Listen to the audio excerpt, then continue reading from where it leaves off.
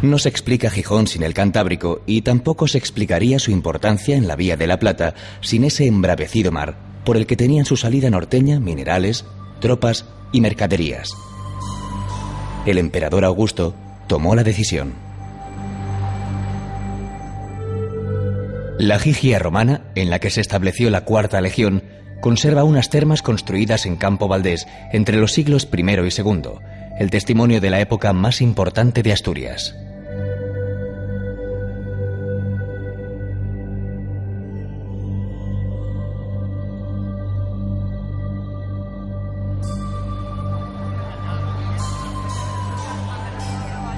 El barroco Palacio de Revillagigedo acoge el Centro Internacional de Arte. Desde el Cerro de Santa Catalina se domina la playa urbana de San Lorenzo y el puerto deportivo. Presidiéndolo, el Elogio del Horizonte, de Eduardo Chillida, constituye el simbólico adiós para el que parte y la acogedora bienvenida para el que regresa. Una plaza, un teatro y un museo recuerdan en esta ciudad viva y dinámica a uno de sus hijos predilectos, el ilustrado Gaspar Melchor de Jovellanos. En su camino hacia el sur, la Vía de la Plata se encuentra con Oviedo, la capital asturiana, la posible Lucus Asturum romana. Oviedo fue capital del reino Astur entre finales del siglo VIII y comienzos del X. De esa época datan sus monumentos prerrománicos. En el popular barrio de Cimadevilla, salpicado de chigres o sidrerías, se han encontrado vestigios de la muralla, restaurándose un bastión y un torreón.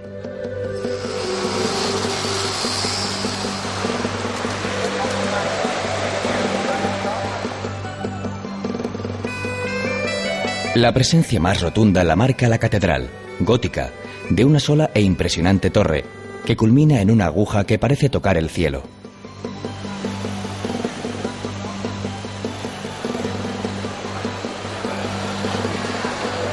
Hasta la catedral llegan muchos peregrinos que eligen esta vía norteña. Dicen los ovetenses: quien visita Santiago y no El Salvador, visita al criado y no al Señor.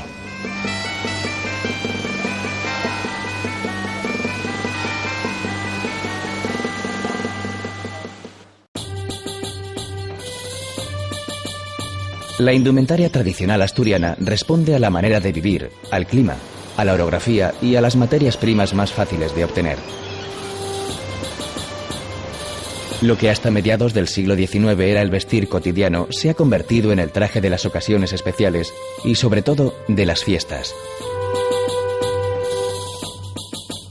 Aunque con variantes según las peculiaridades de cada zona, la vestimenta masculina se compone básicamente de camisa y calzón de lino, medias de lana, calzones con perneras cortas hasta la rodilla, chaleco de paño de vistosos colores, faja de lana, chaqueta y la imprescindible montera.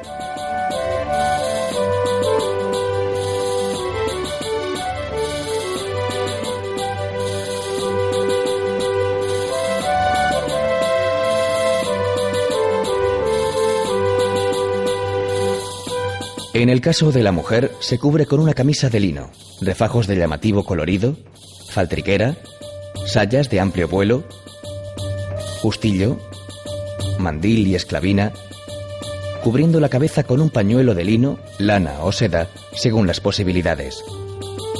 Collares y pendientes de azabache constituyen los adornos más habituales.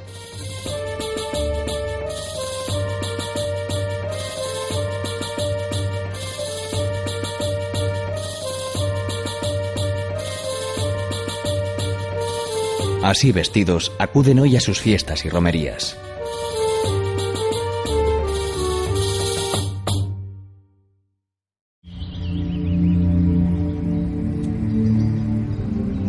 El arte prerrománico se desarrolló en Asturias a lo largo del siglo IX y fue precursor del románico que se extendería posteriormente por toda Europa.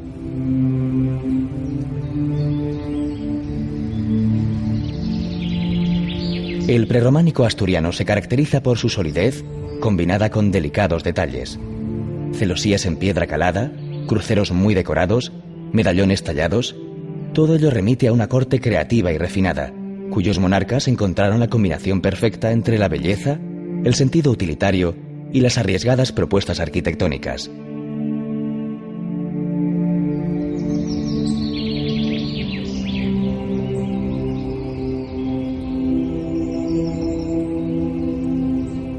El núcleo fundamental del arte prerrománico se encuentra en pleno campo, la mayoría en las proximidades de Oviedo, donde hay también importantes muestras como la Cámara Santa, la iglesia de San Julián de los Prados y la fuente de la Foncalada. En muchos de estos monumentos se llevaron a cabo profundos procesos de restauración a mediados del siglo XX. Algunos estudiosos opinan que hubiera sido preferible dejarlos en estado de ruina antes que reconstruirlos arbitrariamente. Santa María del Naranco, muy cerca de Oviedo, se concibió en tiempos de Ramiro I, el año 848, como pabellón para el ocio real, lo que explica sus dos alturas y los miradores de la planta superior. Posteriormente se transformó en templo. La iglesia de este complejo palaciego era San Miguel de Lillo. En los relieves que decoran su interior figuran escenas circenses con domadores, leones y saltimbanquis. Lo que en la actualidad se puede ver no es más que una tercera o cuarta parte, según las fuentes, de su fábrica original.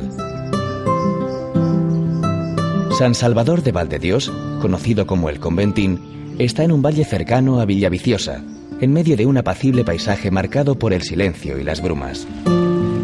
Santa Cristina de Lena, considerada como la joya del arte religioso asturiano, se alza en el concejo de Lena, sobre una pequeña altura rodeada de montañas.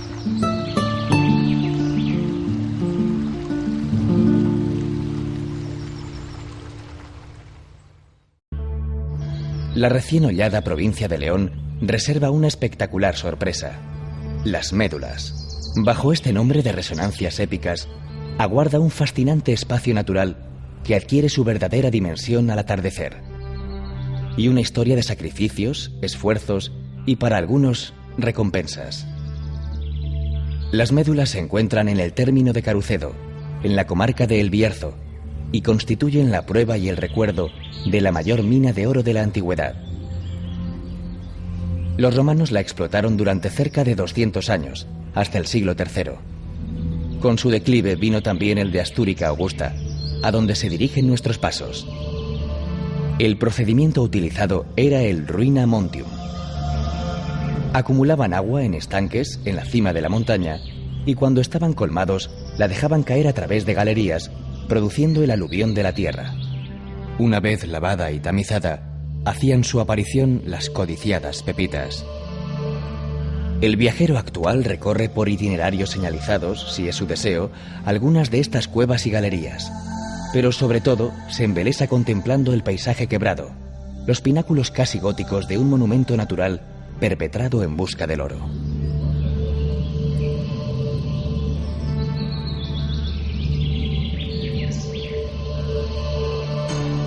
De vuelta a esa vía de la Plata que vamos siguiendo, o lo que es lo mismo, a la carretera nacional 630, León aparece en todo su esplendor. Aquí sí son góticas las inconfundibles torres de su catedral. Y romano su origen, con la Legio Séptima Gemina Pia Felix. El campamento se estableció en la confluencia de los ríos Torío y Bernesga.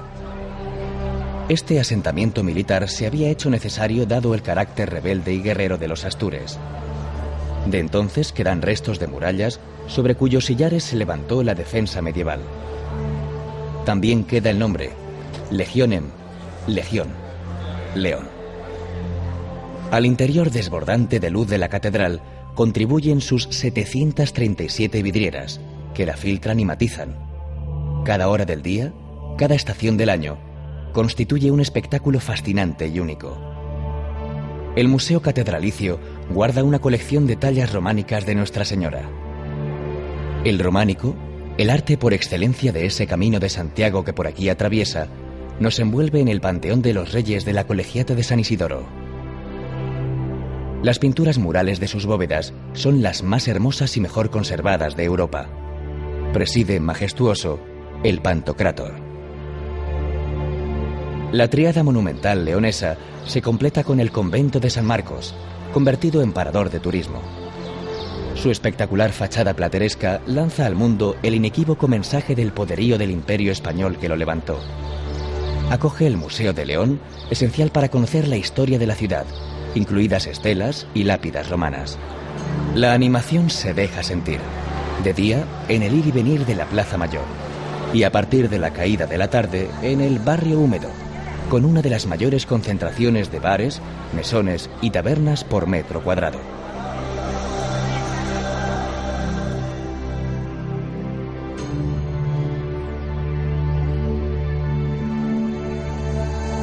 Uno de los ejes fundamentales de la Vía de la Plata fue la leonesa Astorga, la Astúrica Augusta, fundada como campamento de veteranos que había que unir con Emérita Augusta. Astorga conserva ese carácter hospitalario y comercial que se deja sentir en el movimiento de sus calles y plazas, como corresponde a la cabecera de una activa comarca, la Maragatería. La catedral alberga un extraordinario retablo mayor con tallas de Gaspar Becerra y una artística sillería del coro.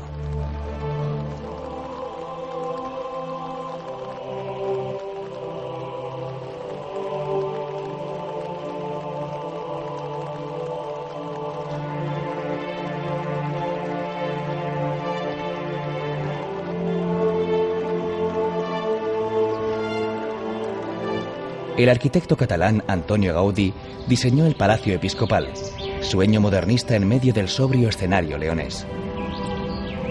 En él se ubica el Museo de los Caminos. Tanto los caminos romanos como los de peregrinación a Santiago y los seguidos por los arrieros, la principal actividad comercial durante siglos de las gentes de esta comarca. En el ayuntamiento, barroco y abierto a la Plaza Mayor, la popular pareja de autómatas maragatos sigue dando puntualmente las horas.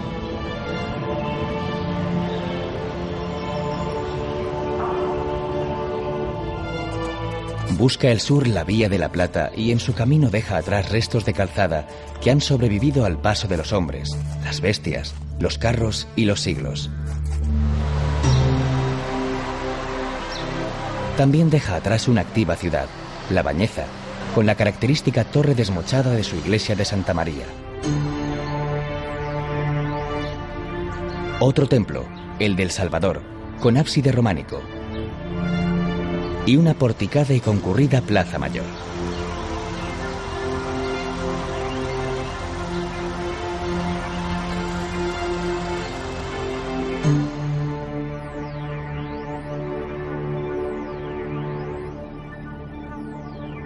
En Benavente, en tierras zamoranas, la Vía de la Plata vuelve a confluir con la Nacional 630, que ya no nos abandonará hasta nuestro destino. El perfil más visible de Benavente es la torre del Palacio de los Condes de Pimentel, convertido en parador de turismo. Estos mismos señores fundaron en el siglo XVI el Hospital de la Piedad, refugio de peregrinos entre arte gótico y renacentista.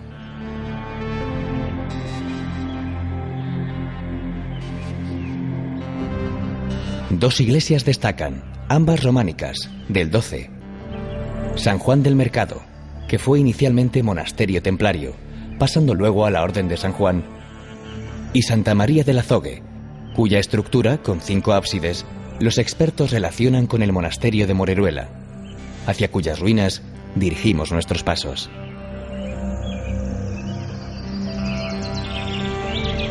Impresiona en las proximidades de Granja de Moreruela la magnificencia del monasterio, a pesar de los más de 8 siglos que pesan sobre sus piedras. Impresiona el poderío acumulado por la Orden del Císter, cuya influencia llegaba hasta Portugal. E impresiona, sobre todo, la contemplación de un desaguisado más de esa bienintencionada ley de desamortización de Mendizábal que desde mediados del siglo XIX tanto daño ha causado al patrimonio monumental español.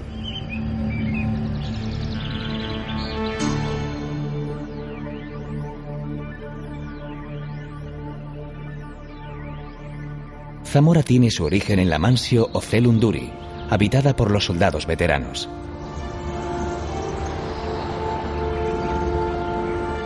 El cimborrio de la catedral, de influencia bizantina, pone una nota de sensualidad en las severas piedras. Del primitivo románico resta la puerta del obispo, en la fachada sur. La fachada norte es neoclásica y el claustro herreriano. La Torre del Salvador es del siglo XIII.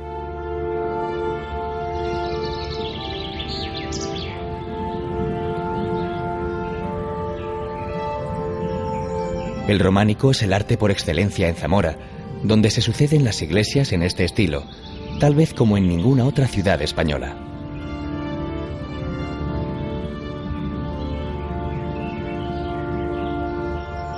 Hay también palacios góticos y renacentistas, como los de los condes de Alba y Aliste, hoy parador de turismo, el de los Momos y el de Puño en Rostro, conocido como el del Cordón, donde se ubica el Museo de Bellas Artes. El castillo y las murallas medievales le han valido el sobrenombre de La Bien Cercada. En las calles peatonales del casco antiguo zamorano se respira un aire apacible y grato que eclosiona durante la Semana Santa. La monumentalidad de las tallas y el silencio del ambiente son sus características principales. Las notas destempladas de la corneta y el tambor del merlú y el tañido de los esquilones del barandales ponen el toque sonoro más peculiar. En una ramificación de esta vía romana que nos conduce, Toro y muy especialmente su colegiata enriquecen el itinerario. También aquí se deja sentir la fuerza de Bizancio y sus cúpulas, en una fábrica románica del siglo XIII que tiene en la portada de la Majestad una extraordinaria manifestación del arte gótico. La profusión de instrumentos musicales que en él aparecen ha permitido la reproducción y utilización de muchos de ellos. Romano, del siglo I y espléndido, es el puente que salva el río Tormes, adentrándonos en Salamanca.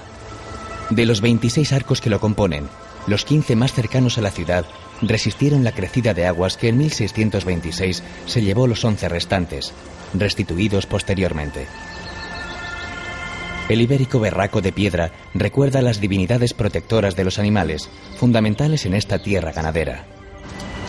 La sólida obra de ingeniería no es más que el punto de partida de un desbordante recorrido monumental que pasa por las dos catedrales, la universidad, la Plaza Mayor, la iglesia de San Esteban, el convento de las Dueñas, la clerecía y la casa de las Conchas, hitos fundamentales de la vieja salmántica. La Vía de la Plata atraviesa la llanura salmantina en busca de la sierra, dispuesta a fundirse con el paisaje extremeño. En Béjar, el esplendor que durante siglos le permitió la riqueza generada por sus famosos paños sigue proporcionándole un aire de elegancia, del que participan sus templos en los que se conjugan el románico y el gótico. Cercada la villa en parte por una muralla medieval, el palacio renacentista que un día levantaron los duques de Béjar y del que sobresalen poderosos torreones está convertido en instituto de enseñanza media. Desde Béjar es gozosamente inevitable acercarse hasta Candelario. Calles empinadas surcadas de canalillos por los que corre el agua fresca de la montaña, armoniosa arquitectura popular, sólida chacinería y un traje tradicional que, al decir del estudioso Ángel Carril, es el más rico en colorido de toda la provincia, constituyen algunos de sus atractivos.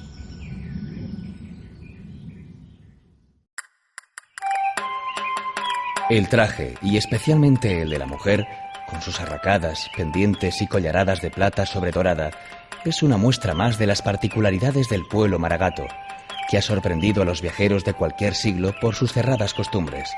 No se casaban sino entre ellos, y tienen un sentido del clan tan fuerte que es difícil que un maragato no prospere cuando la emigración le ha llevado a México, Argentina, Madrid y tantos otros destinos que ha tenido su diáspora histórica.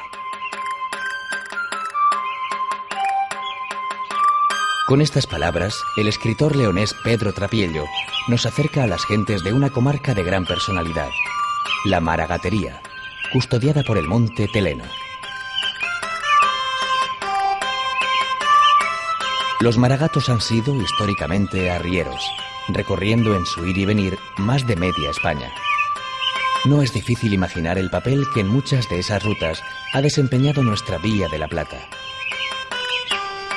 Este tráfico proporcionó en tiempos una gran riqueza, que aún se deja sentir en la solidez de las casonas de muchas de sus hermosas localidades, algunas de ellas prácticamente deshabitadas durante los duros inviernos leoneses. La llegada de la vía férrea y el automóvil dio al traste con el próspero negocio. Entre las peculiaridades de la zona figura su célebre cocido, compuesto por 7 clases de carnes y consumido al revés de como se hace habitualmente. Así, lo último es la sopa.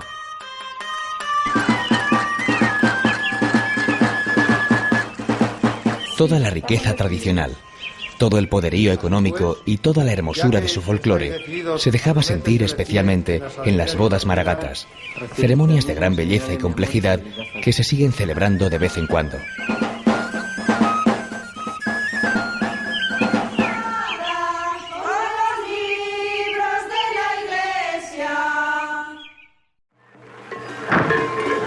Yo quisiera preguntar, con el respeto debido, ¿a qué tantos aparatos? ¿A qué tanto distintivo? ¡Ah! Ya recuerdo, es que este pueblo celebra con la mayor alegría una gran solemne fiesta de la Asunción de María. ¡Van rayos y centellas! ¡Tiembla el mundo a mi valor! ¡Vomita ya, vil serpiente, la ira de mi corazón, para abrazar a la alberca y a María de la Asunción!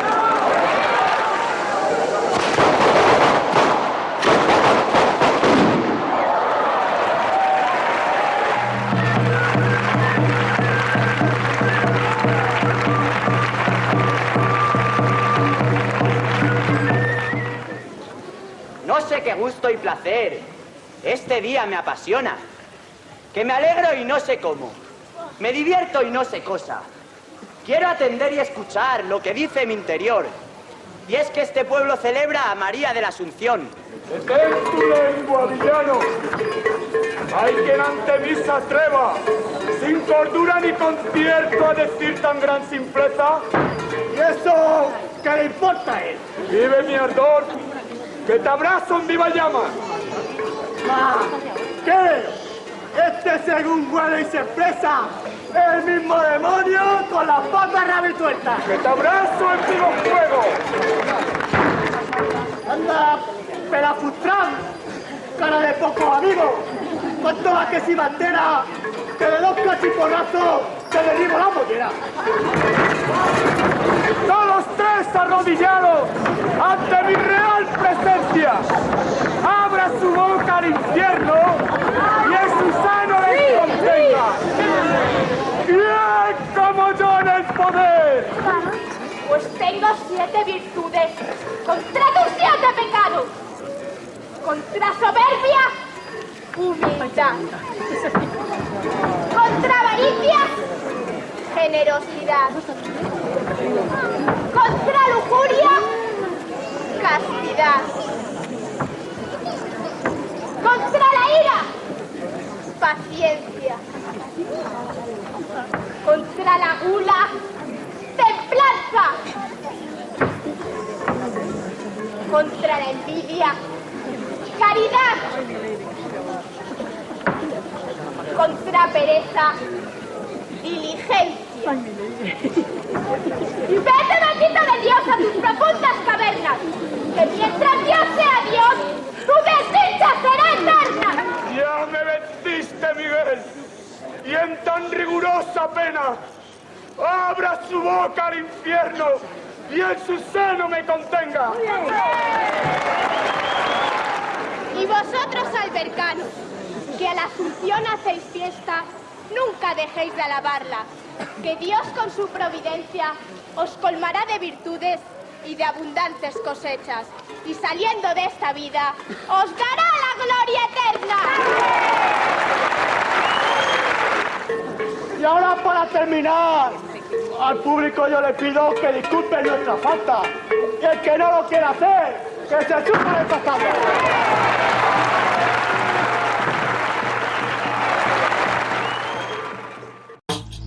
Entre Baños de Montemayor, al norte de la provincia de Cáceres, y Monasterio, al sur de Badajoz, la Vía de la Plata discurre por unos 325 kilómetros. En el descenso del puerto de Béjar se restauró en los años 70 un tramo. Fueron las aguas sulfurosas las causantes de la fundación de Baños de Montemayor, localidad que mantiene la tradición termal tan querida para los romanos. Dicen que los agüistas vienen en silla de ruedas y se van por su propio pie.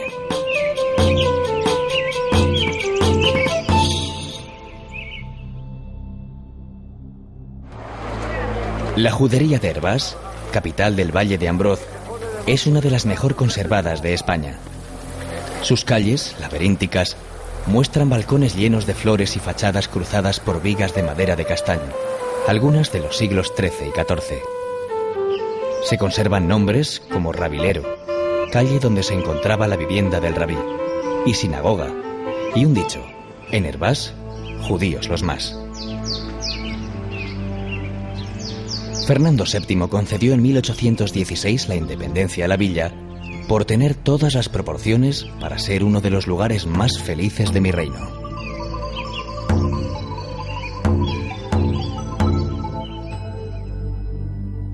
Al Cristo Bendito de la ermita de Guijo de Granadilla, en la comarca de las Urdes, le cantaba el poeta Gabriel y Galán, nacido en la salmantina Frades de la Sierra. En Guijo vivió, tuvo 2 hijos y murió con apenas 34 años el hombre que había escrito: voy dejándome vivir, agua abajo, sin prisa alguna. Se conserva, convertida en museo, la casa, manuscritos y pertenencias de un poeta que para muchos representa el alma de Extremadura.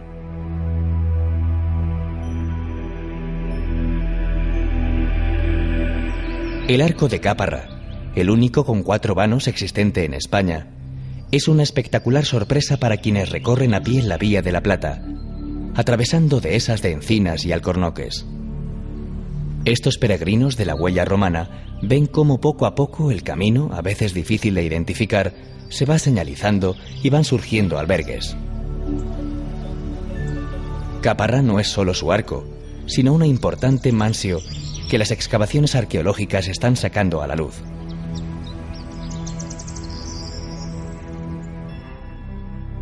Para entender su dimensión, existe en el propio yacimiento un centro de interpretación.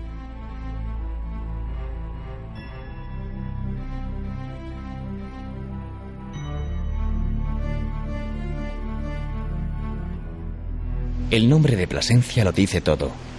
Alfonso VIII la fundó en 1186 ut Deo place de Dominibus, para agrado de Dios y de los hombres.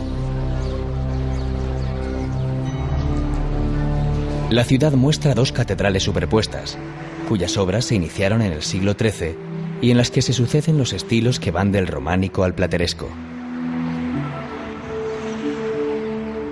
Francisco de Colonia, Diego de Siloé, Alonso de Covarrubias y Gil de Ontañón fueron sus principales artífices. El retablo mayor es obra de Gregorio Fernández. A Rodrigo Alemán se debe la sillería del coro, con motivos religiosos y profanos, algunos de ellos artística y eróticamente irreverentes.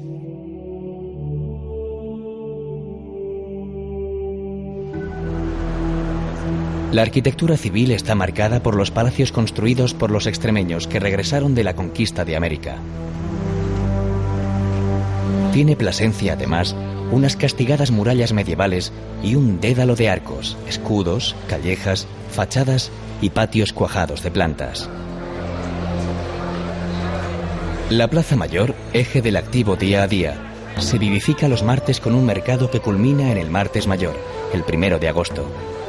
Setas, quesos, pimentón, aceite, castañas y miel son algunos de los exquisitos productos a la venta.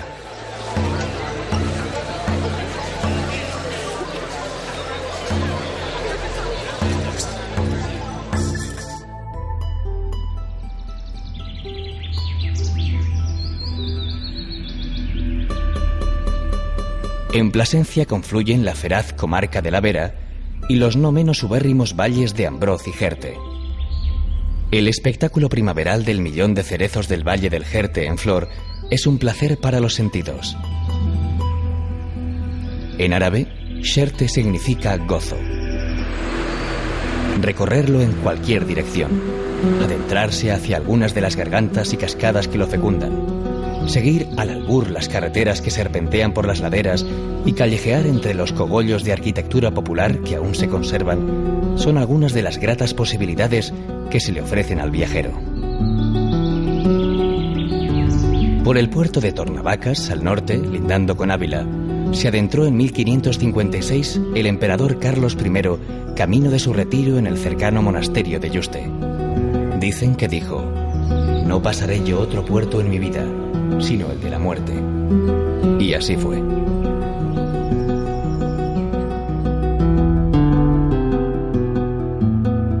Cáceres, cuya rotunda y a la vez íntima belleza emociona al visitante, nació a partir de una mansió ubicada en un punto estratégico. Los almohades reforzaron las defensas levantando torres, la mayoría de las cuales se conservan. La más grande y más famosa es la del Bujaco, reconstruida por los cristianos. Lo demás es el arte románico, el gótico, el mudéjar, el plateresco.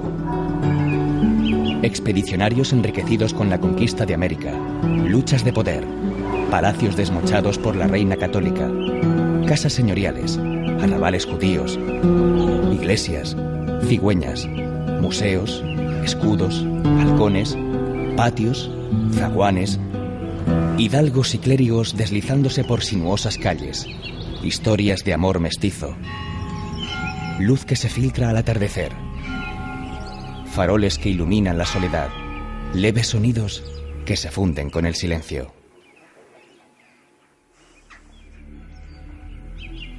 Existen pocos recintos urbanos tan sugerentes, tan cercanos y a la vez tan monumentales como esta amurallada ciudad vieja cacereña que está ahí, desnuda, esperando a quien quiera abrazarla.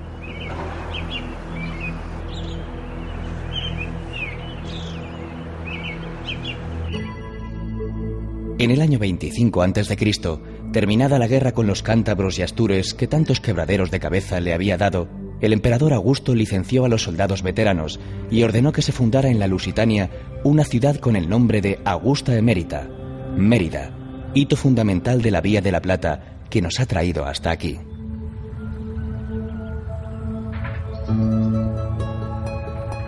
El puente romano, con 792 metros de longitud y 60 arcos, permanece en pie, como tantos otros monumentos de la época. El teatro fue erigido por Marco Agripa en los años 16 y 15 a.C. Los 6.000 espectadores estaban separados en 3 zonas bien diferenciadas, según las clases sociales. El Festival de Teatro Clásico, durante el verano, es una ocasión espléndida para disfrutarlo.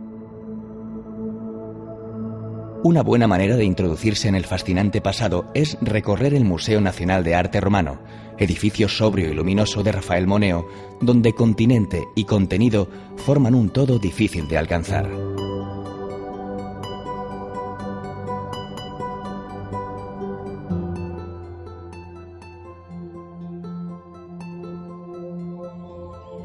Si hay un nombre bien puesto es el del Acueducto de los Milagros, pues un milagro parece, ciertamente, su edificación. Elevado para trasladar el agua a la ciudad, su porte grandioso, en el que se alternan ladrillo y granito, se mantiene en los 37 pilares aún erguidos. Sin embargo, no está tan claro que el llamado Templo de Diana estuviera en realidad dedicado a esta diosa.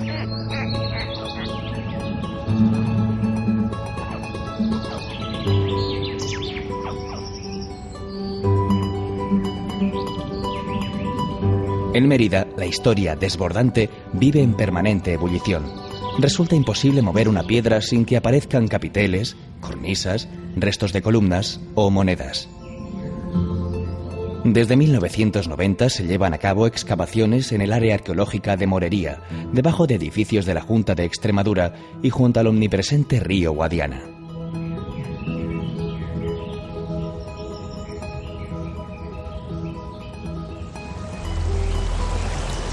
El pantano de Proserpina, a unos 5 kilómetros de la ciudad, es una de las mayores obras de ingeniería de estas características realizadas en España.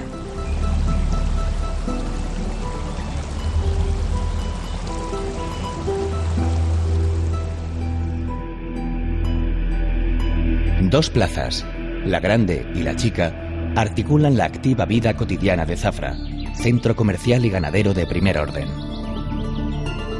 Las palmeras ponen el contrapunto natural a los arcos, columnas y soportales de la Plaza Grande, en la que se alza también una fuente. En la Plaza Chica se celebraban unos mercados de los que ya existen noticias en 1453. A ellas se accede mediante el arquillo del pan, en una de cuyas columnas permanece, tallada en piedra, la vara de medir.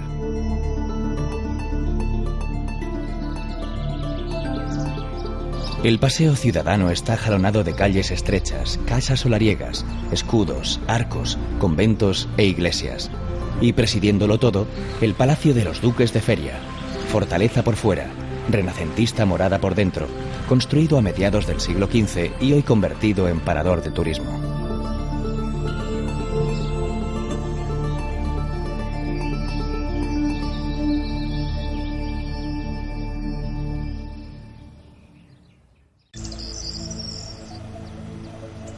En Casar de Cáceres se elaboran las famosas tortas de El Casar, con un esmerado proceso que endurece la corteza y deja el interior de la torta con una inconfundible textura cremosa.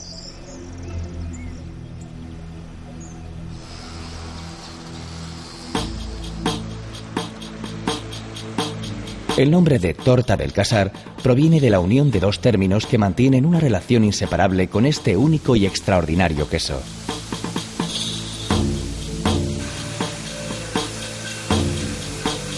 El primero de los dos hace referencia a su forma y fue desde siempre fruto del azar, ya que los antiguos pastores, al utilizar la leche de las ovejas que estaban a su cargo para hacer este queso, se daban cuenta de que en algunas ocasiones la pasta interior no se endurecía, permaneciendo en estado semilíquido, adquiriendo esa forma que hoy todos conocemos.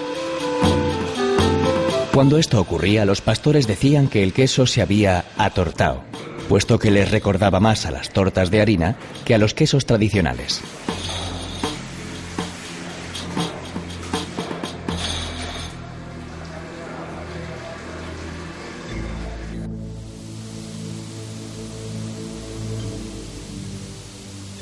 La torta del Casar es un queso completamente natural, elaborado mediante métodos tradicionales a base de leche cruda de oveja procedente de ganaderías controladas, cuajo vegetal y sal.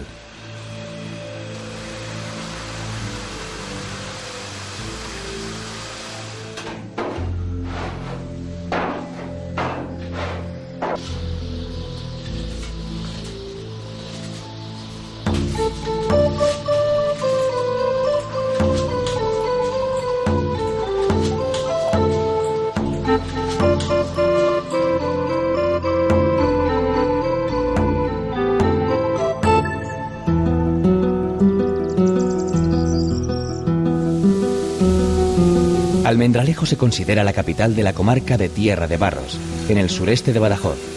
Tierra de buenos vinos, por lo que Almendralejo está llena de bodegas en las que conocer, probar y comprar sus vinos, entre los que se encuentra un cava muy interesante.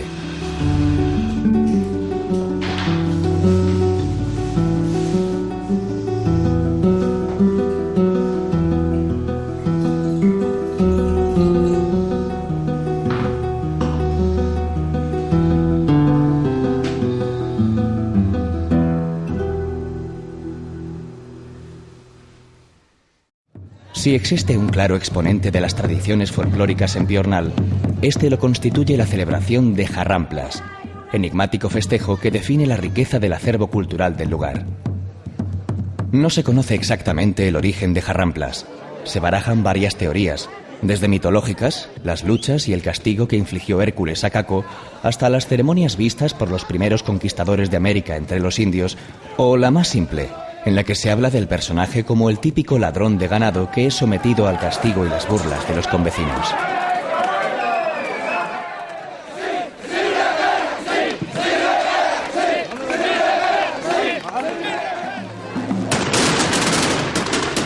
En el amanecer del día 20 de enero tiene lugar la alborá. El tamborilero y el mayordomo se encargan de ir despertando a todos aquellos que se vestirán de carantoña, animados siempre por la música del tamboril y la flauta y el estruendo de cohetes. La carantoña es ayudada a vestirse por 2 o 3 personas, ya que debido a la peculiaridad de la vestimenta no podrá hacerlo sola. El término carantoña es un derivado de carátula, que significa máscara. Según el diccionario de la Real Academia, significa careta de cartón de aspecto horrible y feo.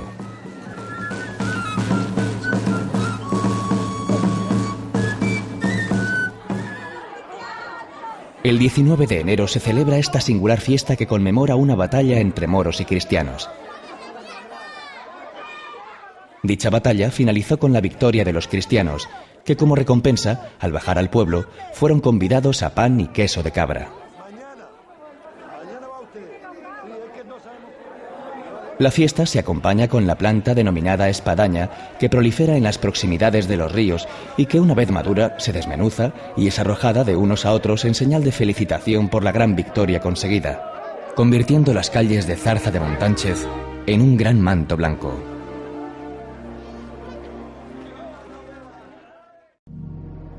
Sevilla, la ciudad embrujo, la ciudad escenario, es el punto de llegada de esta romana vía de la Plata que nos ha conducido desde Gijón. La culpa la tiene el Guadalquivir. Desde aquí hasta el mar hay unos 100 kilómetros de navegación fluvial. El destino final de las mercancías así transportadas no era otro que la capital del imperio, Roma. La Exposición Universal de 1992 le devolvió su fachada al río. Otra exposición, la Iberoamericana de 1929, dejó como herencia su espectacular Plaza de España.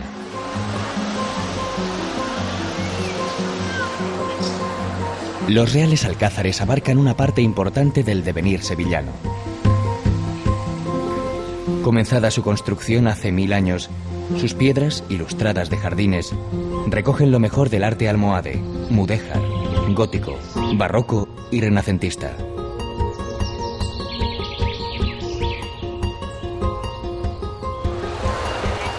La catedral sevillana es una de las más grandes del mundo y, desde luego, de las más hermosas.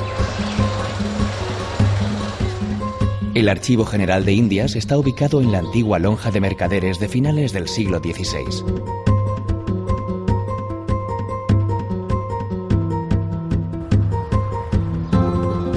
Con la Puerta del Príncipe de la Maestranza sueñan todos los toreros.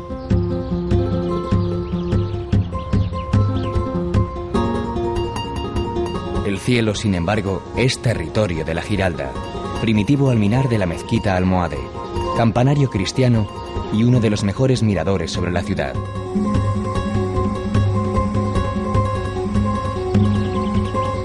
Sus campanas voltean a la vez en las solemnidades. Pero Sevilla es, además, sus barrios más populares, como Triana y Santa Cruz. Los coches de caballos, las calles multitudinarias o escondidas, los azulejos piadosos y las fiestas. Y entre todas las fiestas, la Semana Santa, cuando la luna llena se entrecruza con las imágenes sagradas, las mantillas con los abanicos, los velones con el incienso.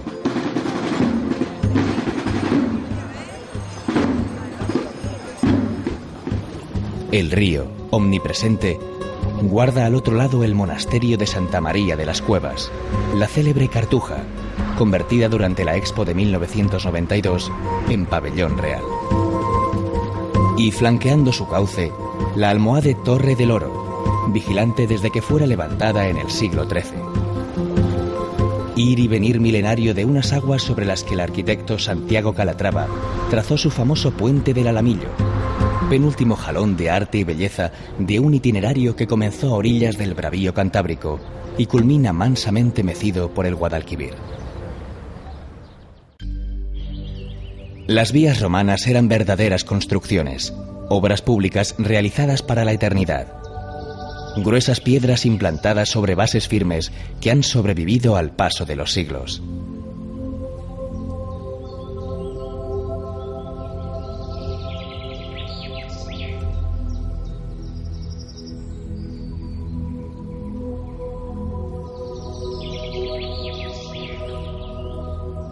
La Vía de la Plata pasa por Itálica, la ciudad romana construida en lo que hoy es Santiponce, uno de los principales restos dejados por los romanos en la península.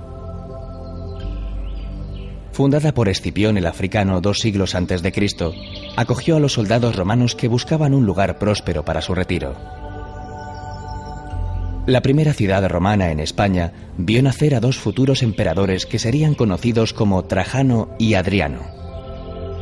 Itálica contaba con un importante puerto fluvial sobre el Guadalquivir, en el que embarcaban las mercancías llegadas por la Vía de la Plata.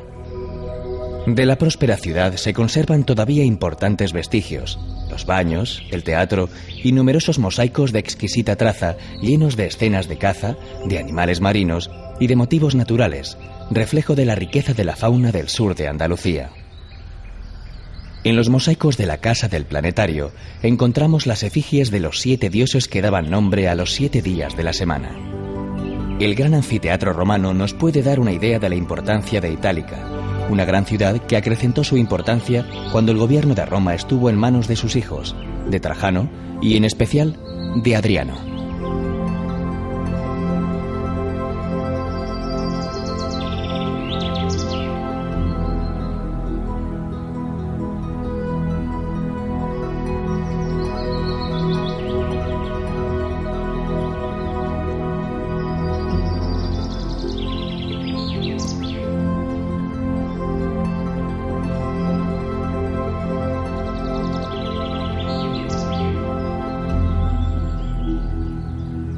En el anfiteatro se acomodaban 25.000 personas, llegando a ser uno de los mayores del Imperio Romano.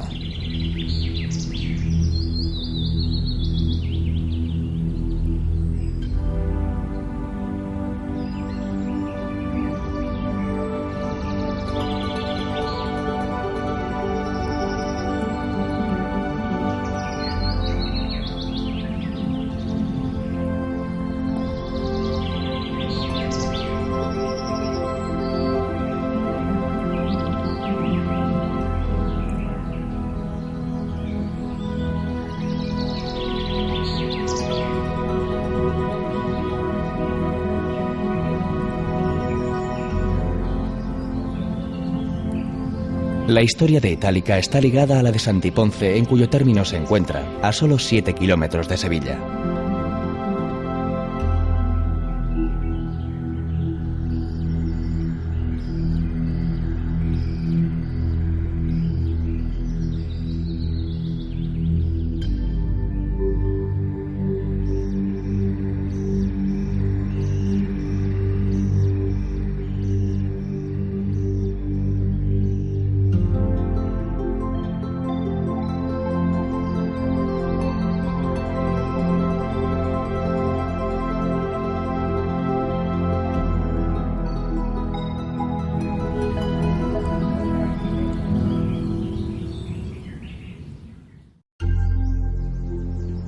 El castillo de Constantina, en el Parque Natural de la Sierra Norte Sevillana, constituye un espléndido mirador sobre el casco antiguo.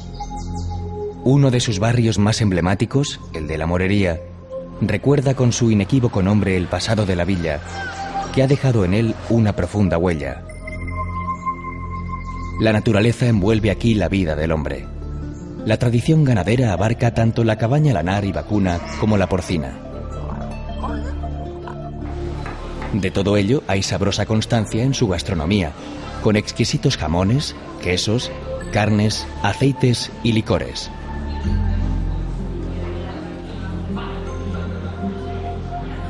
Los amantes de hongos y setas tienen en su masa boscosa el caldo de cultivo adecuado para disfrutarlos. Se toman fritos, asados o en salsa, e incluso se celebran anualmente unas jornadas micológicas. La frondosidad se conjuga con espacios de desnuda piedra, como el macizo kárstico del Cerro del Hierro, en el término de San Nicolás del Puerto. En estas estribaciones de Sierra Morena abundan los senderos señalizados, que se adentran en un privilegiado paisaje surcado por el cauce del río Huezma.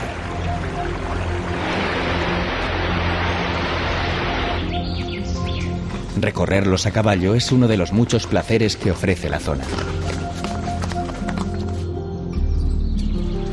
Jabugo es, sin duda, sinónimo de jamón, de exquisito jamón.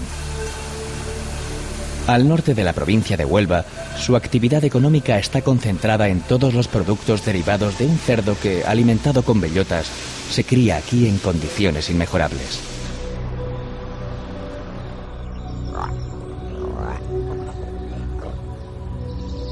Un castillo del siglo XIII domina Aracena, capital comarcal en plena sierra de su nombre. La iglesia gótica de Nuestra Señora del Mayor Dolor se emplazó en su recinto, del que sobresale la espadaña. Desde el cerro del castillo se filtra el agua que, con una paciencia por encima del tiempo, ha ido labrando a lo largo de 1200 metros uno de los paisajes subterráneos más fascinantes de España. Es la Gruta de las Maravillas, y bien sabía de lo que hablaba quien le puso nombre.